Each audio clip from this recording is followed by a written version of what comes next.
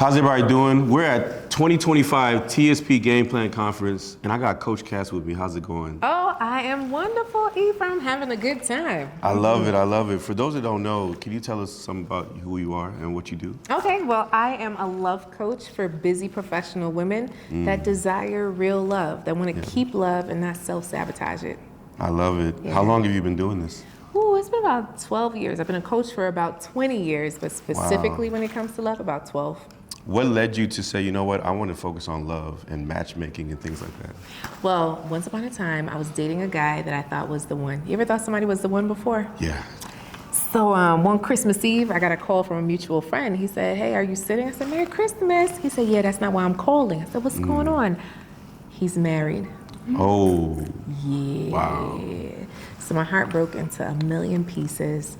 And I was just like, what do I do now? I kept dating the wrong guy after the wrong guy. You ever dated the wrong person after the wrong person? Yeah.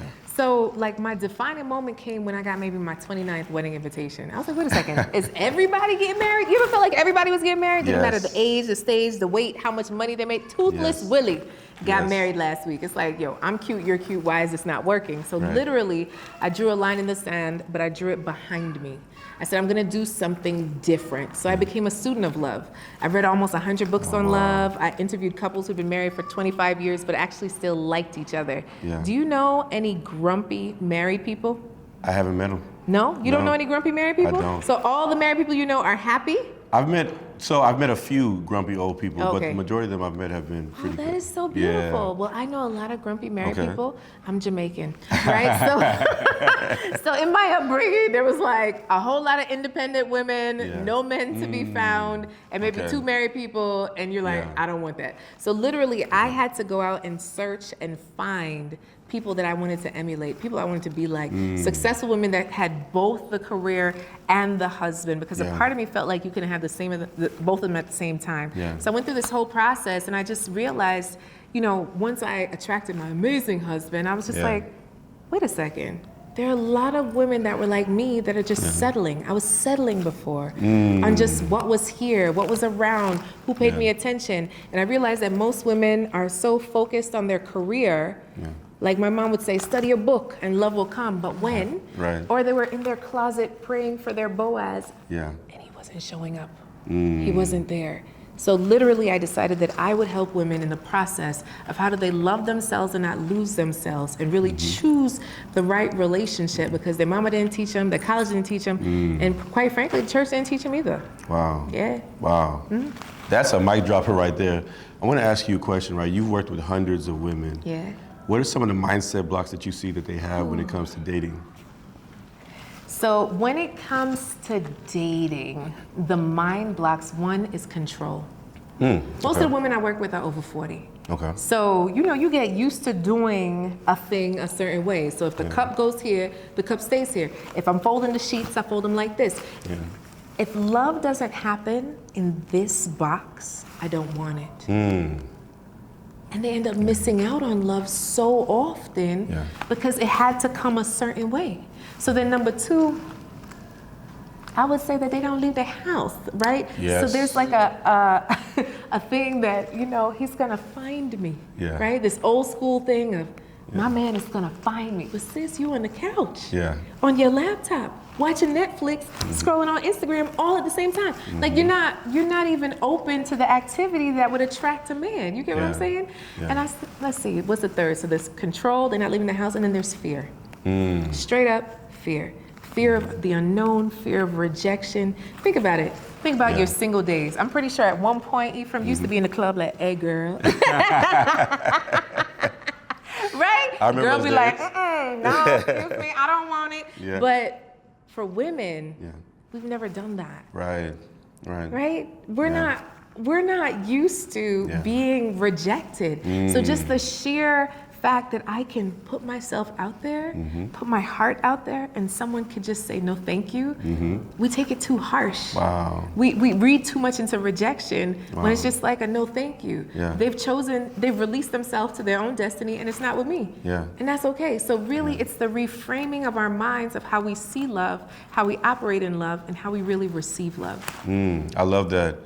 And from what I'm hearing, because I like to equate a lot of this to business, right? If you are someone that's not marketing yourself, you're not putting yourself out there, and how do you expect the prospects to come to you? That's exactly what I say all day long. I'm like, how did y'all find me? If I just say, you know what, the one person I told about my love coaching practice was like, no, thank you, and I shut it all down, I'd be crazy, right? Oh yeah, Coach Cass, you'd be crazy to just listen to that one person. I said, so how is that different from that last guy that told you no thank you?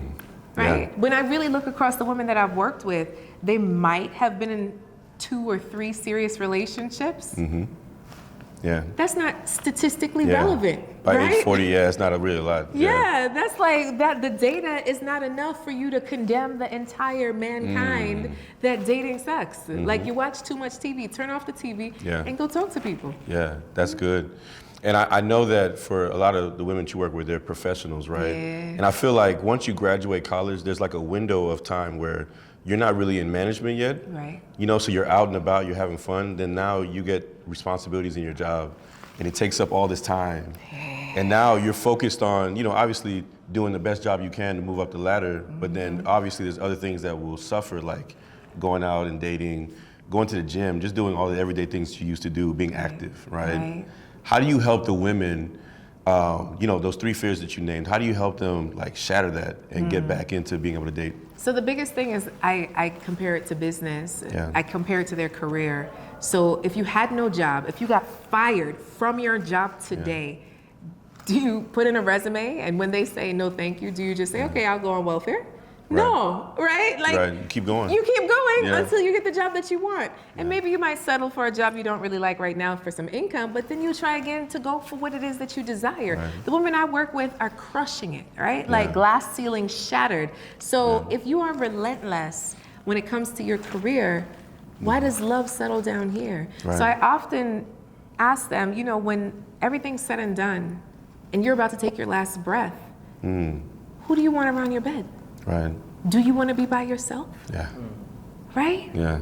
Like how amazing would it be to have this person that really honors who you are, cherishes who you are, regardless of the titles, and just loves you for you. But in order for you to get there, you got to do something different. I love that. A lot of people think that you can't have both, right? Like the career and the family and the marriage, right? What are your thoughts around that? Do you believe that you can have both at a high level? Of course. Look at you, right? Hello? Married man with the babies, right? So, and I'm a living testament. So let me also put that, because that's not always a thing, right? So I am married. It's a decade now. We got a beautiful baby girl. I love the Lord, right? So literally, I would say that marriage has been one of the best decisions of my life. And I say that because so often, especially in the Black community, independent, INDEPENDENT. You know what that means. Hey, come on, right? So we like praise independence and how we got there on our own. But what if we started to reinforce family? When you look at the stats in America, Indian families are the wealthiest.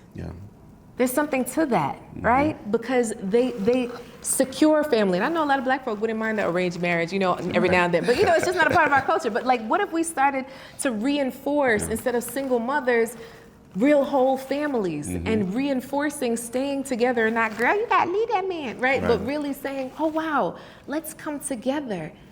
What could we do? I've made more money. My husband has made more money. I'm healthier. My husband is healthier. We have had greater relationships. We'd have greater life experiences together. And he doesn't dim my light, because that's also a fear, right? Like, I don't want anybody to dim my light, steal my shine. No, not at all. The right person amplifies, illuminates, uplifts. I love that. The women that you've worked with, the successful ones, right, that come through your program and they get what they're looking for, what are the 3 top characteristics that you see in them that make them successful in being like a really good mentee of yours? I would say being open. Open, Right? Yeah. Like in any coaching with any client, if you come to me closed, then we spending all the time just trying to pry open your mind. Right? Like if you come with an open mind saying, okay, I don't know everything because I'd have everything I wanted if I knew everything. And if you come to me as a student, then the teacher appears, right? When the student shows up, the teacher appears. So I think a part of it is you being open to say, I'm willing. Yeah. And the second is really saying, I'm going to be consistent.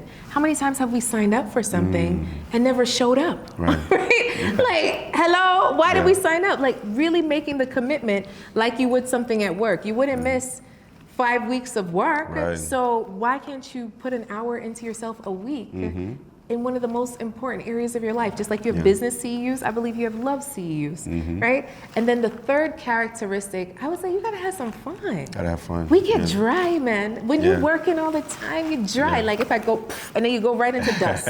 There is nothing juicy, there's nothing sexy about an overstressed, overworked woman, right? So we gotta have some fun. We gotta loosen up. You know, you gotta bring back the joy in order to have real relationship, because all work and no play makes Jane and Rashida a dull girl. Yes, yes.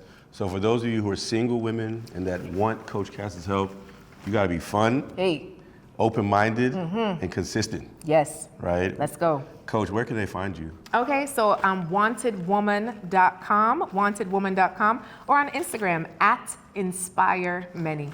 I love it. Coach, thank you for coming on. Thanks for having me, Bram. No problem. I'll see y'all soon. Yes.